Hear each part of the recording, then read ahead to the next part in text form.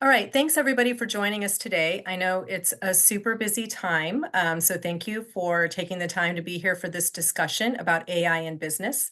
We're going to spend about the next hour together today and hope that you'll be more knowledgeable about this topic once we're done. My name is Jennifer Barris. I'm a senior manager here at Percipio Consulting Group. I imagine some of you are familiar with Percipio, but for those that are not, Percipio is a Pacific Northwest-based management consulting firm, and we're focused on helping organizations manage and navigate changes of all kinds, bringing us to our topic today, which is artificial intelligence. Over the last decade, AI technologies and supporting infrastructure have become sufficiently capable that previously out of reach problems and domains are now within reach. AI technologies are beginning to play a role across the entire value chain and are opening up lots of new opportunities. The technology landscape is changing quickly, and it's important for leaders to understand this technology, how it can serve organizations, and what considerations are important as an organization moves towards implementation. To discuss this and more, we have our very own Cal Gosla. A little bit about Cal. He began his career as a system engineer at Raytheon Missile Systems. Seeking a change, Cal moved into management consulting about a decade ago and has served organizations in both technical and functional roles. His interest in machine learning started as, I believe, a personal project as an undergraduate and has weaved in and out of his career over the years, with another connection point here in his role as head of the Technology Leadership Service line at Percipio. We're super happy to have him and hope that this content that he's put together is interesting and useful today. So a few housekeeping items today before I turn it over. Let's put any specific questions into the QA box down at the bottom in the Zoom. We'll try to address some of these topics. We have some time allocated for the last 15 minutes of the webinar. If we run out of time and can't get to all of your questions, we will definitely send up a follow-up to everybody that's in attendance today. You can also feel free to use the chat function. Note that we're going to try to keep up with moderating that, but we might not be able to during the entire presentation. And as usual, please appreciate it if you stay on mute. And with that, I'm going to turn it over to Cal. Thanks, Jennifer, and thank you to everyone who's here today. I know that you all have many choices for how to spend your lunch hour, and we're honored that you chose us here today. I really hope this content is useful for you on your AI journey. So yeah, let's take a look at those poll results here. So it looks like the majority of people are a part of organizations that are planning AI efforts, and a handful of you are the ones driving the change in the organization. That's great to hear. It looks like some of you are already well on your way to implementing some AI. So awesome. Yeah, I think there's content in this presentation today that should be useful for all of you that are here. It looks like maybe a couple of you are being told to do AI, and yeah, I think we'll be able to offer you something as well here today. So, all right. So our goals today are, when you leave this webinar, to be able to speak intelligently about AI at a high level, understand some typical use cases, and have some perspectives that can help you prepare your organization for AI, whether you're just starting or already have some initiatives under your belt. We're going to do that in 4 stages today. Excuse me. The first is we have some basic introductory knowledge at the beginning here, just to provide a little bit of technical foundation about how AI systems work. And we think this is important for understanding the content later on. And next, we'll go high and talk about how AI operates at the society level. AI is definitely having an impact at this level, and whether the society level topics are relevant for your business decisions depends on your particular situation, but you can be sure that your employees and other stakeholders are thinking about these things, so it's important to have a little bit of context here. Next, we'll go down a level and talk about AI for business, looking at a handful of use cases. But we'll spend most of our time at the lower level talking about AI implementation and readiness considerations. This level will definitely provide the most food for thought and hopefully be the most helpful for you. So we'll start with introductory knowledge here. What is AI and how does it work? And again, we're not going to get super technical here, but just enough technical knowledge to provide some context. So what is AI?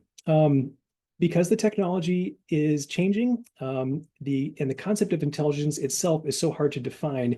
The concept of artificial intelligence itself is also difficult to define. And this is even more true because the technology is increasing in capability all the time. And in our previous definitions about what would count as intelligence are changing. Some of you are probably familiar with the Turing test. Back in the day, this was a test that was put forth where an intelligent machine could converse with somebody and then the human conversation recipient couldn't tell that they were interacting with the machine, and we could say that machine is now sentient.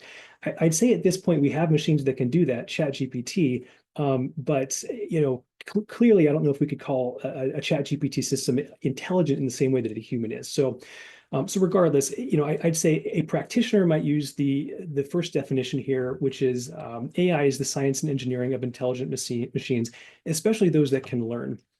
And that last bit has become particularly important in recent years, the learning part. But not all AI systems would necessarily need to have the capability to learn. Some would likely be programmed and not have that capability. If I were a little bit more cynical about the state of the industry over the last 5 years, I might use the definition below.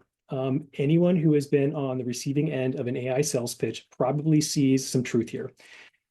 I approach AI products with what I hope is a healthy level of skepticism, and you'll notice that skepticism surfaces throughout this presentation today. So, so just be aware there certainly is a lot of hype in the industry, but a lot of capabilities as well. So let's move forward here to talk about some basic definitions. One way to discuss the progress of AI over time is this framework. As AI systems become more sophisticated, they might move from the left to the right. Artificial narrow intelligences are systems that can perform specific narrow tasks. And these are the systems that we're familiar with and actually have in industry and society today. These will be the focus of our conversation today. At some point in the future, an AI system may be more sophisticated and capable of human level performance on a wide range of tasks. At this phase, we would consider such a system an AGI, or artificial general intelligence.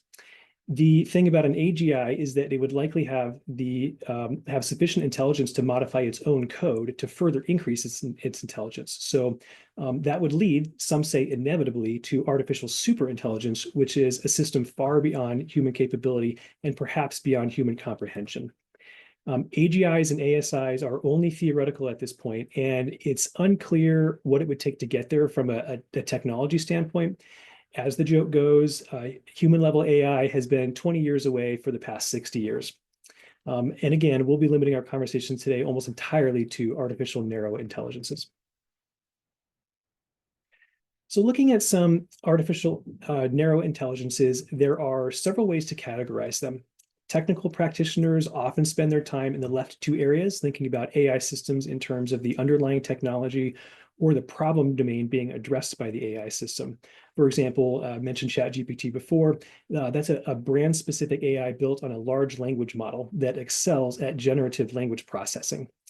It can be used in many situations that call for language processing and some that don't, believe it or not. I've even seen people use ChatGPT to play chess. Not well, but well enough. As leaders in businesses and organizations, and for folks like me who might be called in to help, we do best when thinking about what problems we are trying to solve rather than the tools that we have available. And this is another theme you'll notice today, a call to focus on business value and end results rather than on the methods or tools. The next two slides are as technical as we're going to get today, but do lay some important groundwork. AI systems are essentially data processing machines that consume numerical inputs, apply data transformations, and produce numerical outputs. Inputs and outputs can be anything that is convertible to numbers, so text, images, video, audio, etc. Typical computer programs are also data processing machines. The difference is that in typical computer programs, the data transformations are explicitly programmed, whereas in AI systems, the data transformations are learned by repeated exposure to inputs and outputs. And we'll talk about that a little bit more in the next slide. In the same way that we have different computer systems for different purposes, some AI technologies are better suited for some tasks than others. Convolutional neural networks, for example, are a type of AI that have seen a lot of success with image processing, whereas logistic regression systems are useful for data classification tasks. In this example, the AI system is performing image classification, the image is converted to numbers, and the output is produces a number that maps to the concept of bird. So looking a bit closer at a particular kind of AI system, an artificial neural network, it's designed to mimic in some ways the way that brain cells are wired together. And each of the dots represent a node that transform the inputs from the previous layer and send an output to the next layer. Each of the lines represents a parameter or weight. And this simple neural network, which wouldn't be capable of much, has 14 parameters that define how it works. To train an AI model, training data is used that has both inputs and associated outputs. The training algorithm compares the outputs in the training set to the outputs produced by the model and adjusts the weights to bring the model output closer to the outputs in the training set. And that process of feeding those inputs in, comparing outputs, happens iteratively with the same training set data being used sometimes dozens or hundreds of times until the neural network or other AI system has mapped the inputs to the outputs as best it can. And once that training is done and the AI system cannot improve any further, it's ready to be deployed to process real world data. The important thing to note here is that the training phase can be very computationally demanding, and where the deployment phase is usually much less computationally demanding. So once an AI system is built and trained, it often takes much less hardware to implement it in the real world. And that'll be important for reasons that we discuss a little bit later on. So we're going to spend a few slides talking about AI at the society level. And again, I think this is important because these are things your stakeholders might be thinking about or worried about. And I should say, it bears mentioning that the content at the society level here reflects a lot of concern and worry, as that is generally how folks talk about the impacts of any new thing on society. The following sections after this, where we talk more specifically about the impact of AI in business, that's where all the positive stuff lives.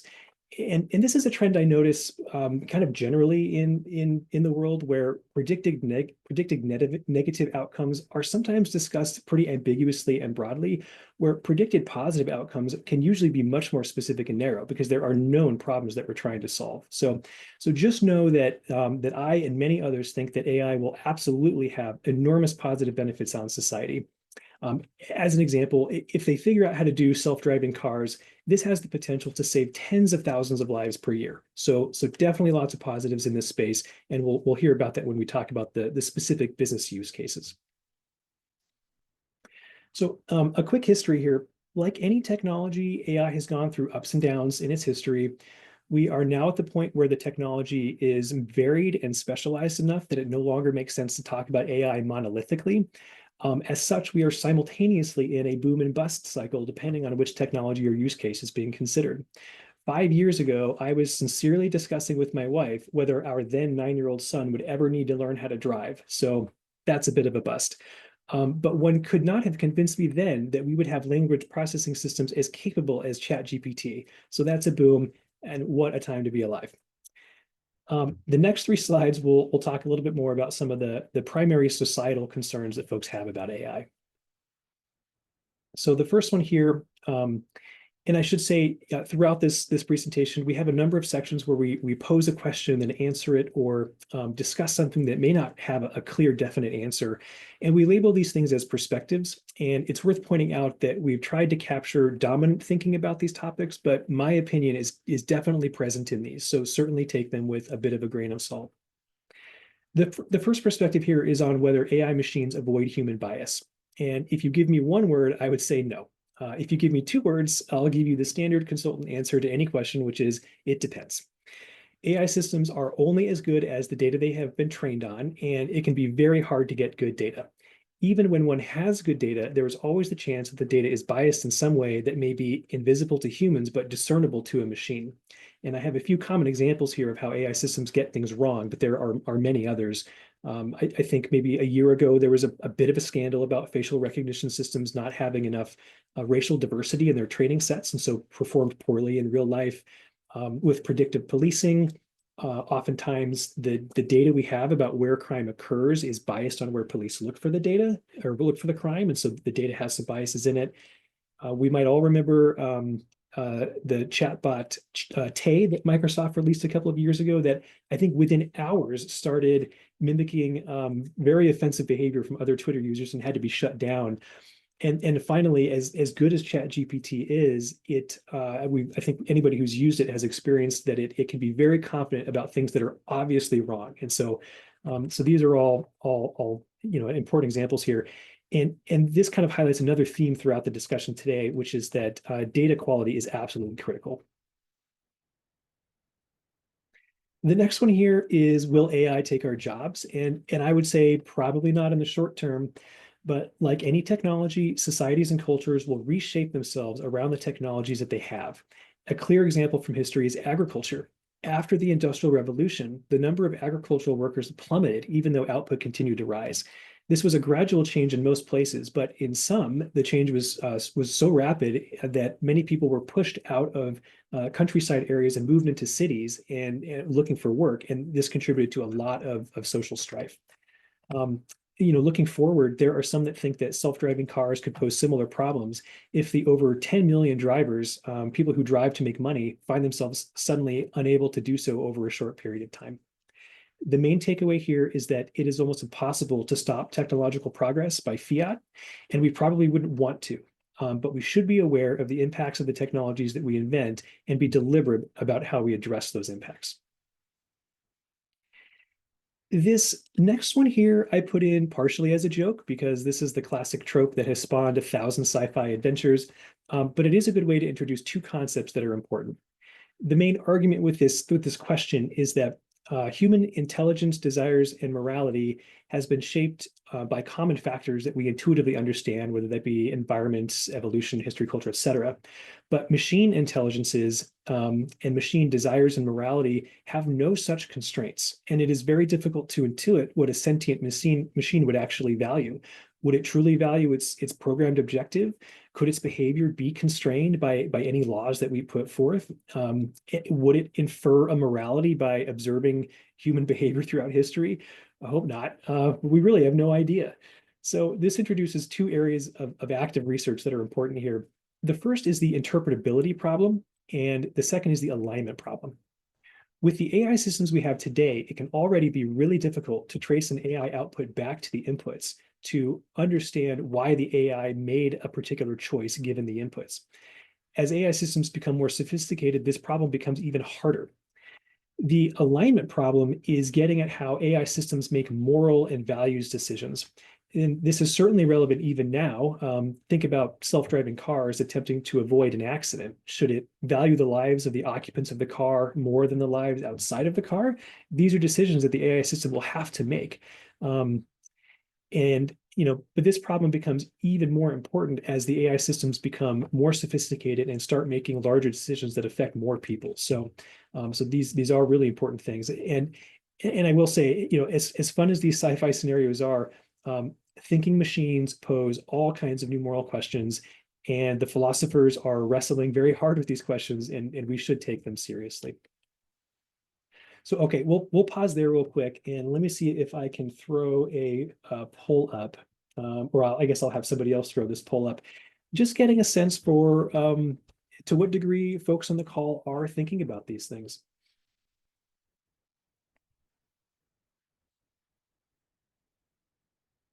That poll up afterwards.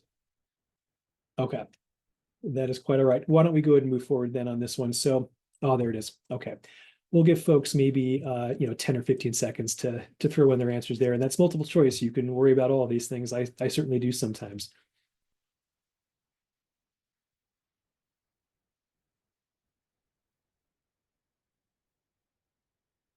All right. Yeah, why don't we go ahead and wrap that one up?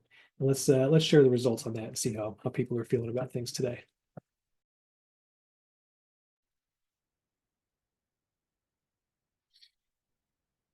Yeah, so pretty even spread. A lot of worry about impacts to the labor market. Certainly true. And yeah, that third one there, that's something I think about a lot as well. And I think we've all experienced AI systems as consumers. Anybody who has had to get in touch with their internet provider has probably encountered an AI system.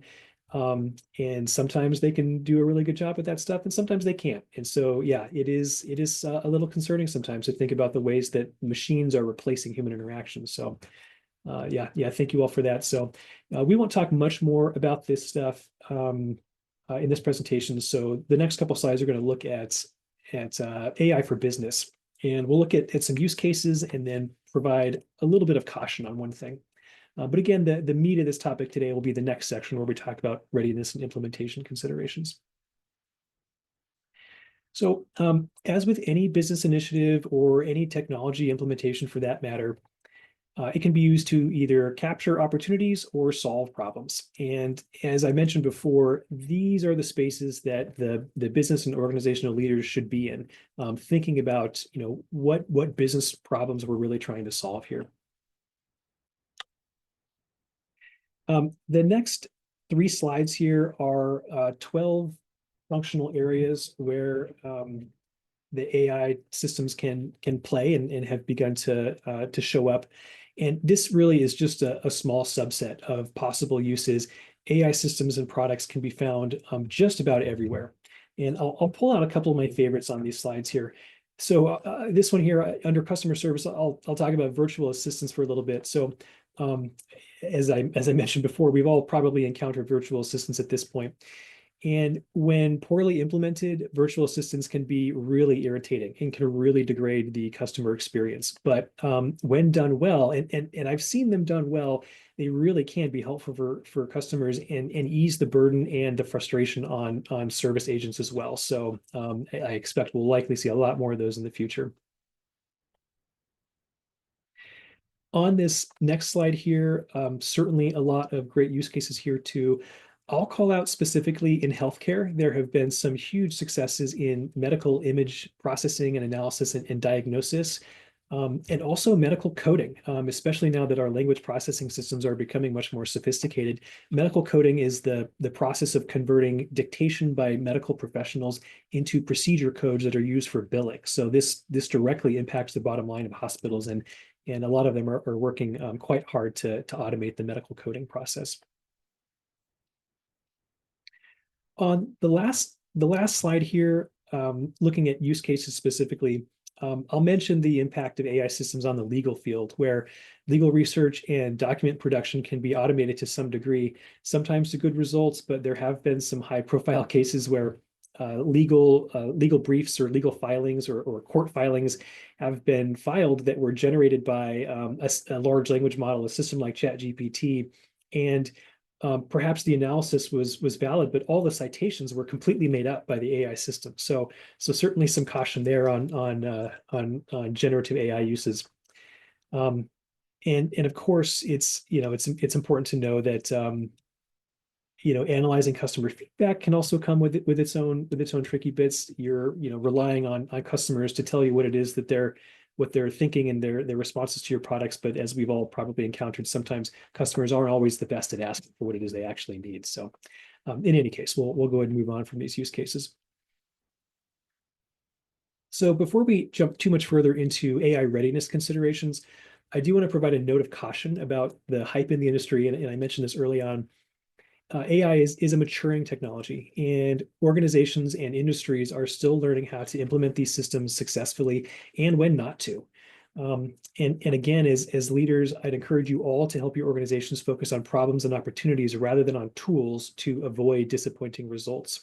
As with any new technology, it can be really easy to get excited about possibilities. And because it's so new, we just don't have a ton of personal experience that might encourage some caution in some areas. So one way to think about this is where the IT industry was in the 90s. A lot of new technologies, and over the course of the last 30 years, as an industry, we have learned how to implement these systems successfully, and when to attempt to implement which systems, and so we're really kind of at the beginning phases for AI in a lot of situations. So next we will jump into AI readiness considerations. So a level deeper on the business side of things, and hopefully this information will be helpful specifically in thinking about how your organizations can become ready for and successfully implement AI systems.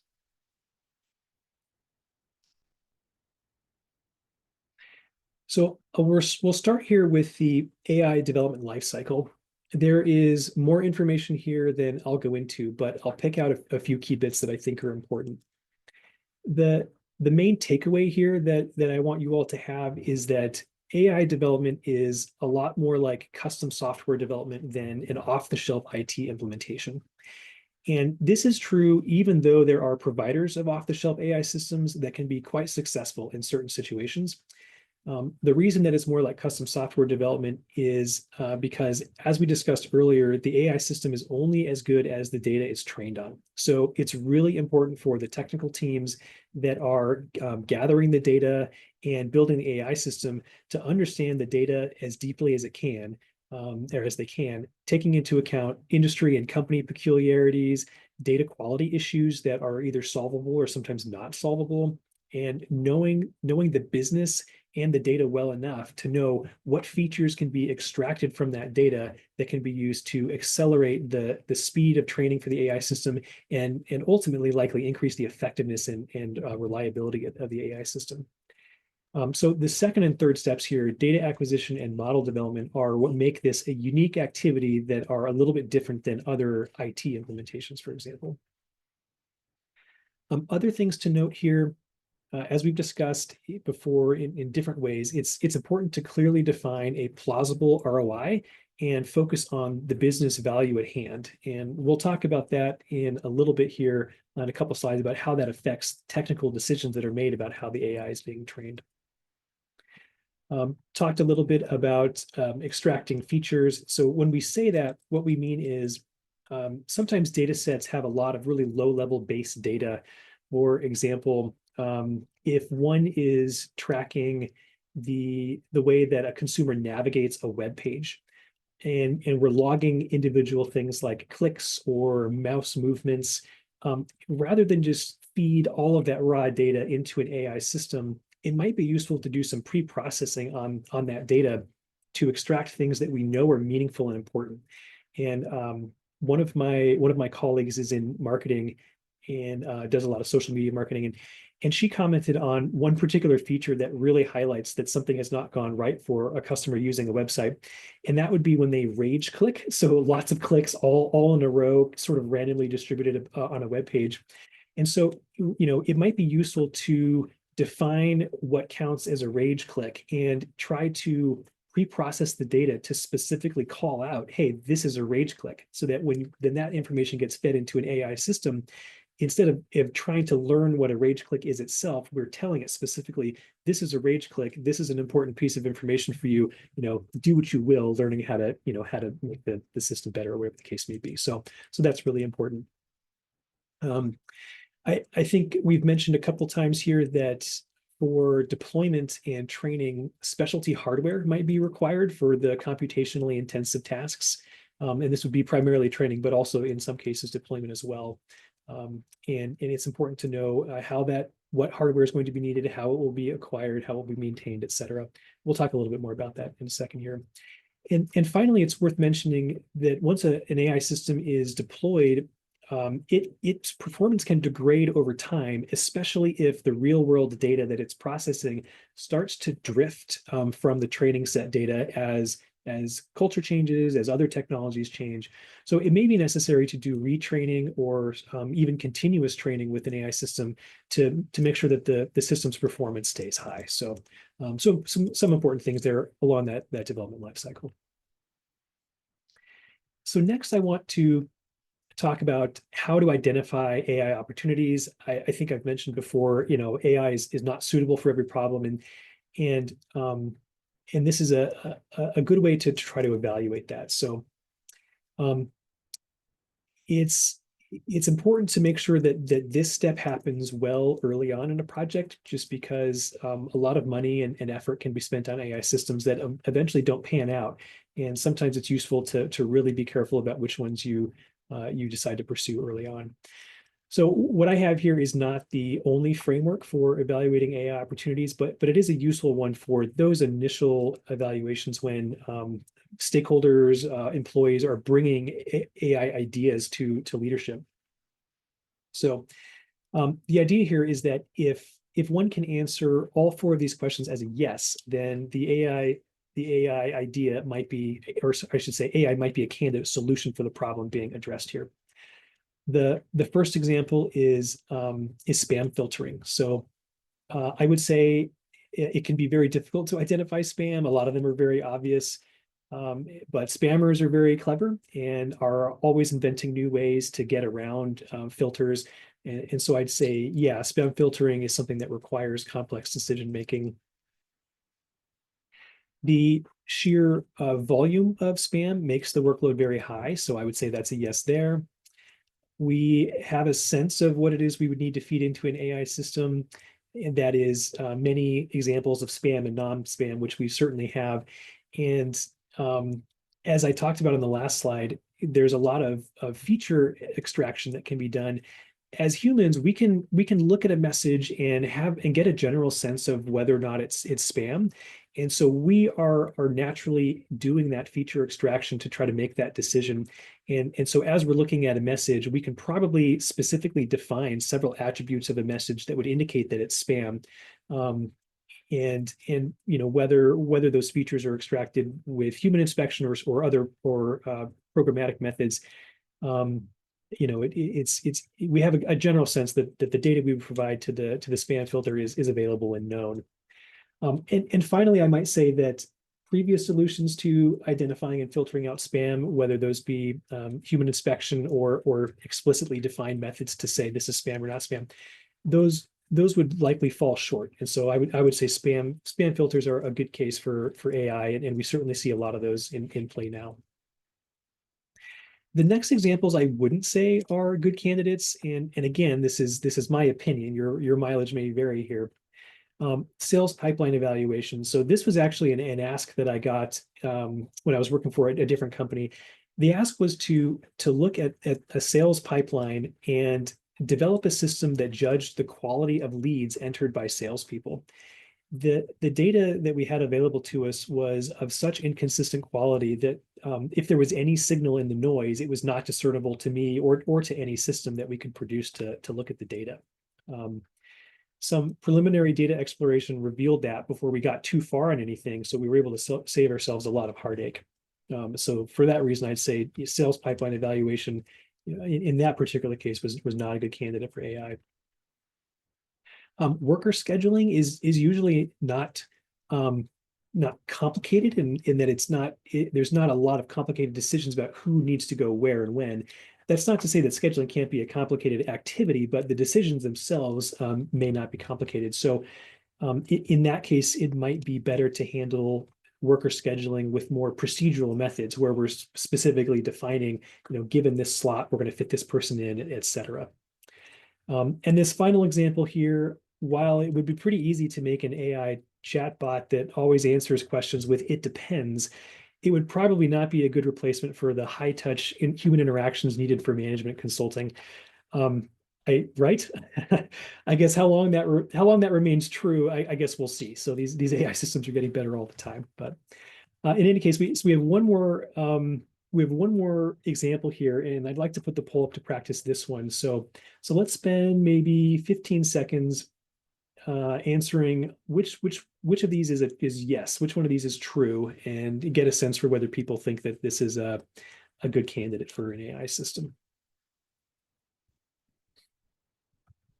And while we're doing that, I'll take a sip of water here.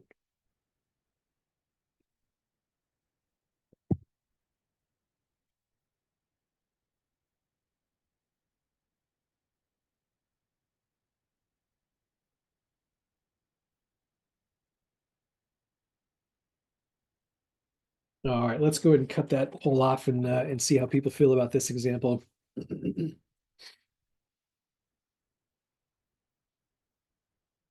Yeah, so yeah, nobody thinks that requires complex decision making. A lot of people think this is a high workload. A lot of people think the data needs are clear. A lot of people think the existing solution is inadequate. Yeah, so I think yeah, I think I tend to agree here. So my assessment on this, and again, this is just my opinion, is I would say that this is not a good candidate for AI just because the workload doesn't seem high enough to me to justify the cost and the expense of implementing an AI system. But again, don't take this as gospel. Even though I work in technology, I have been surprised by technologies that have taken off and been successful in the market. And who knows, maybe someday I would want Silicon Valley to be monitoring my cheese consumption. Who knows? So, all right. Well, thanks everyone for that one. So, next, let's talk about. Oops, I even had my slide up here for that one. So yeah, I'd say the workload on that one didn't seem high enough.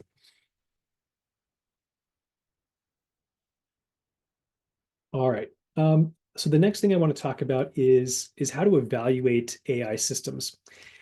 When we talk about AI systems as having high accuracy, this is hardly a guarantee. And again, as we mentioned before, this goes back to training data. If the training data isn't representative of real world data, or there isn't enough training data, or it has issues for whatever the case may be, accuracy may be low. And in this image, the model represented by the dashed line was trained on the blue dots, but it does a really poor job when encountering data that is outside of the domain of the training data, which in this case would be the orange dots. If you get below 5 or above 15 here, the AI system is really inaccurate. Without diving too much further into the details, you mentioned earlier that AI systems learn by iteratively optimizing their parameters. For complex systems with lots of parameters, the solution space that the AI is exploring can be huge and multidimensional, and it is usually not possible to know for sure that an AI has found the best solution. So there's no guarantees there. There are techniques that AI developers can use to increase the odds of finding a near optimal solution, but we can never be sure unless the entire solution space has been explored. And for any AI system of any realistic complexity, it would be impossible to explore the entire solution space. So, and finally, the thing I'll say about accuracy is it's often not the best metric or the right metric to use to evaluate an AI model. And we'll talk more about that on the next slide here. The reason that accuracy may not be the right metric is because it may not be aligned with business value or business goals. The canonical example is imbalanced classification, as in medical diagnosis. So, for example, if only 1 in 1,000 patients has cancer, and the AI system needs to try to determine who. In these situations, one type of prediction, which is no cancer, is yes, somebody has cancer, is much less common than another. So an AI system that is optimizing for accuracy alone can learn to just predict the more common answer, regardless of the inputs. So in this example, an AI system could be 99.9% accurate if it just predicted no every time. And that system would be useless. There are some alternative measures that get around this problem, like precision, where the AI system would optimize to ensure that if a patient has cancer, if it says a patient has cancer, it's pretty sure, or recall, where it optimizes to make sure that it identifies every real case of cancer, even if that means it has more false positives. Which metric is the better choice depends on the impacts of the decisions that are affected by the AI output. So if every positive diagnosis is followed up by uninvasive and inexpensive testing for confirmation, then we might prioritize recall to make sure that we catch every actual cancer case. If the follow-up action of a positive diagnosis is very costly or potentially harmful, it might be better to prioritize precision and have a little bit more confidence before sending a patient through tough procedures later on. We could do an entire session on how to align AI model development and evaluation with business objectives, but I'll leave you with the takeaway that model evaluation should be tied directly to business value wherever possible. And if possible, the AI system should go further and be designed not just to optimize numerical predictions or classification, but to actually optimize the business value itself by including estimates of real world impacts into the training data. In this example, the AI system could be designed to optimize more holistic patient outcomes, not just diagnosis. Remember earlier when I mentioned that AI systems have this alignment problem, where this is a perfect example of how an AI system can find itself making decisions that have moral consequences. So all of these things are very much connected.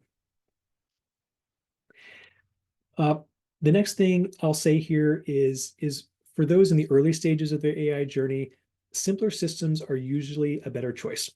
The more complex an AI system gets, the more expensive it is to train and deploy, and the more challenging it becomes to interpret it, as we discussed a few slides back. I would even go as far as to say that a non-AI solution should be evaluated first before considering an AI solution. Doing so might save a ton of time and heartache and cost.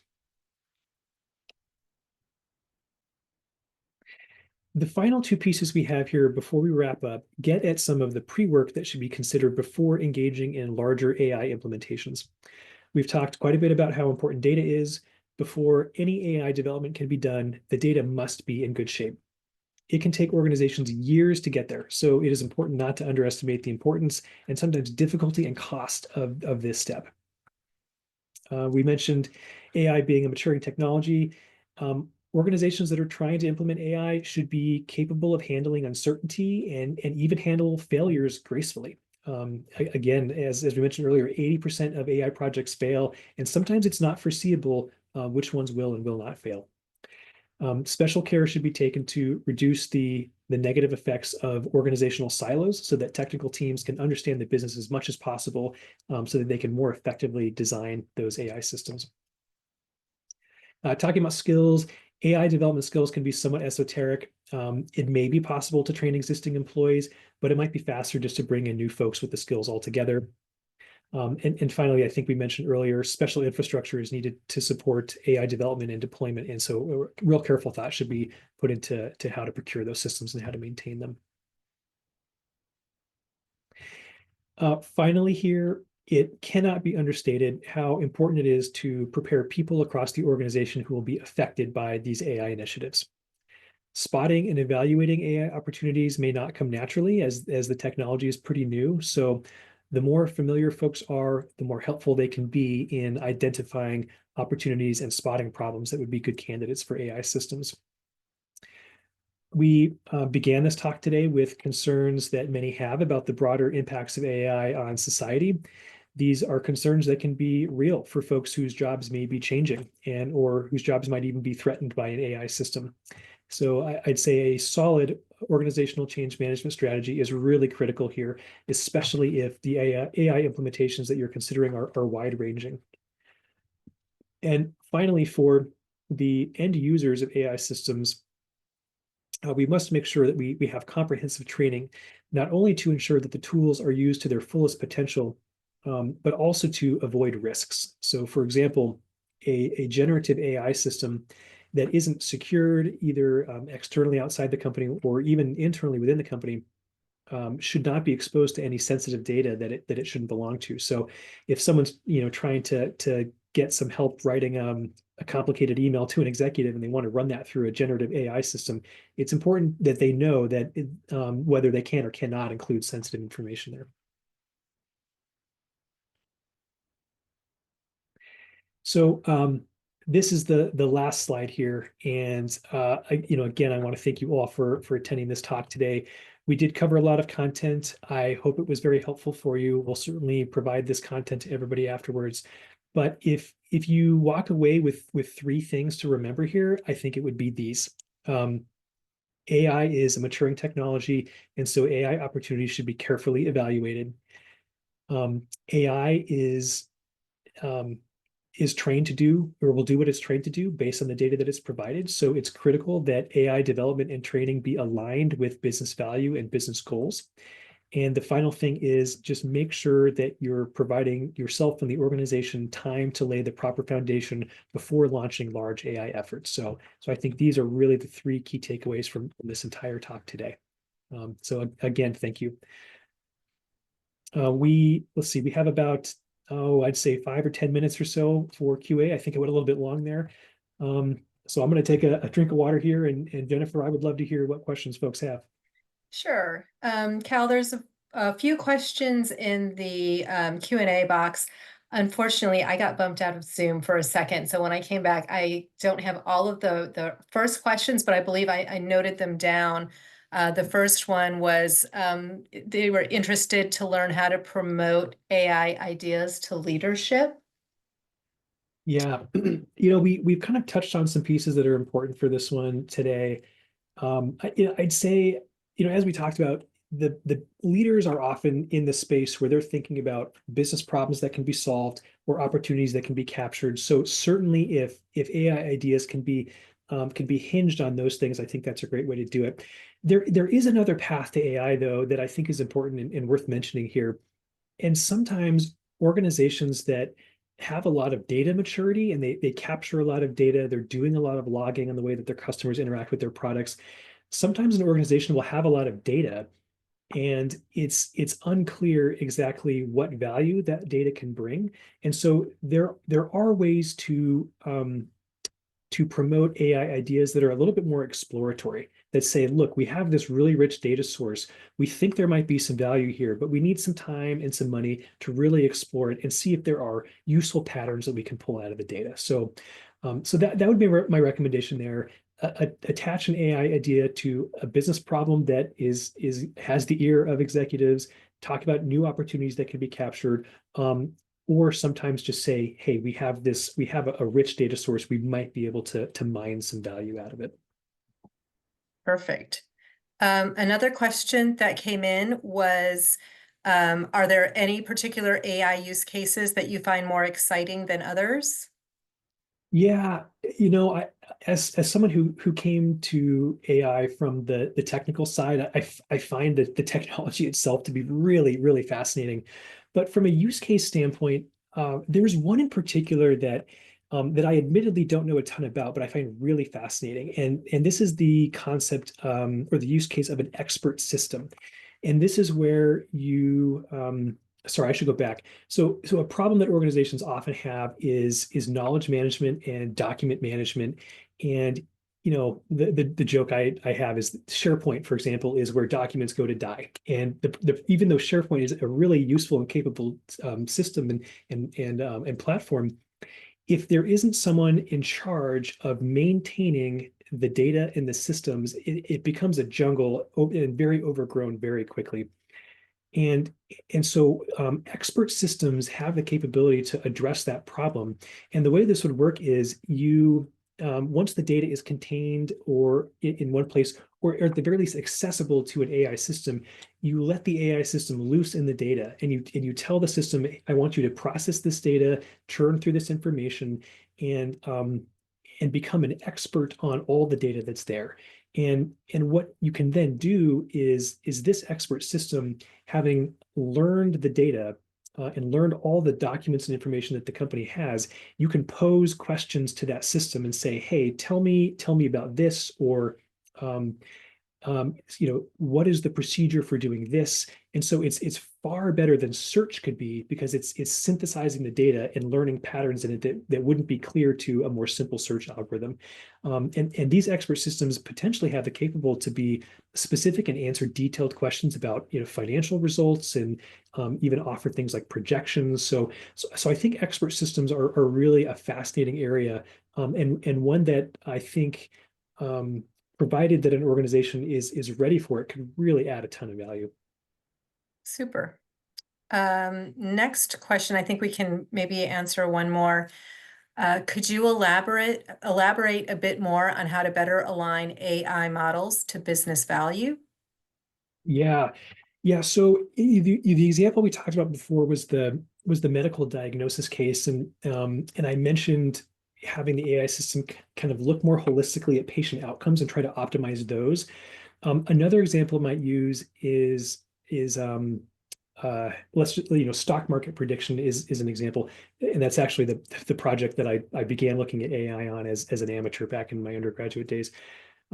Obviously, it wasn't successful at predicting the stock market. I wouldn't be here now if that was the case. But so, rather than have an AI system just predict whether a stock will go up or down, you can have it predict to what degree the stock will go up or down to get more accuracy. But that still doesn't give you all the information you need to make a buy and sell decision. So, so you might incorporate things like transaction costs and other market limitations, like whether you can, whether there's short interest on a stock, what the cost of borrowing a stock might be, whether the stock is moving downwards, whether you could even short sell it if you wanted to.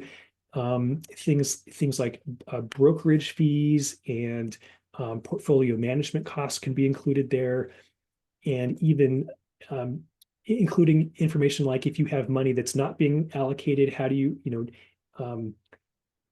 attach an earned interest rate on that money. So all of those things can be built into the AI system so that instead of just choosing or deciding which stock is going to go up or down or making a prediction on which stock is going to go up or down, it's actually doing much more broad portfolio management and giving you buy, sell, hold decisions that are optimal for the entire portfolio. And so the more of those that you can build into the training and the evaluation of the AI system, the better the AI system will be at actually adding business value. And there are other examples as well, but yeah, I think I've spent enough time on that question. So yeah, I think we probably have time for one more. We got 5 minutes here. Yeah. So there's a couple more. There's, does data readiness imply that the data should be documented in the corporate data catalog? I'd say and I guess data catalog, I assume that means like a data lake or a data warehouse. It certainly is best if that data is contained in one location and is therefore more easily accessible to the systems that need it. But it is possible to construct AI systems that do their own ETL processes and so can pull data out of disparate systems and make it available. It's certainly a lot harder to do that. And any organization that's going to be taking on large scale data efforts, I would always recommend going the data lake, data warehousing, doing that effort first, just to make sure that that data is available and accessible and processed and regularized and standardized in a way that'll make it much more consumable by an AI system. Oh, and I see there was a clarification, the data catalog of all the data in the corporate ecosystem. So Okay, let me read that question then. I would say so. I think it's anytime anyone's going to go through a data effort trying to get data ready for AI systems, I think it would be helpful to make sure that it's properly documented and regularized so that if other pieces of the organization doing their own AI efforts, they know what data is accessible and available for them to use as well. So yeah, I would say so. okay. Do you have time for one more, or should we wrap it up, Cal? I think we should probably wrap it up if we can. I think we have a couple closing remarks here. So Sure. So yeah, with just a couple extra minutes left, just want to thank everyone for joining in today. As Cal mentioned, we'll send out some follow-up materials. If there was any unanswered questions, we'll send out the answers to those questions as well. And if you have more, feel free to contact us. You'll see our QR codes there that go directly to our LinkedIn. That's Cal's, mine, and Percipio's. And then just a little note there about Percipio and some of our capabilities there. And as always, just feel free again to reach out with any questions. We're always here to help. So anything else from you, Cal? yeah, I just wanted to say thank you again to everybody. I know sometimes it's tough to take time away in the middle of the day and especially an hour. I know we're all very busy trying to get things done at the end of the year. So really appreciate that you all showed up today. And it was certainly so fun for me to produce this content and so fun to deliver it. And I really hope it was useful for you. Yeah, thanks so much, Cal. Thanks, everyone. Have a good rest All of right. your day. Thank you. Bye.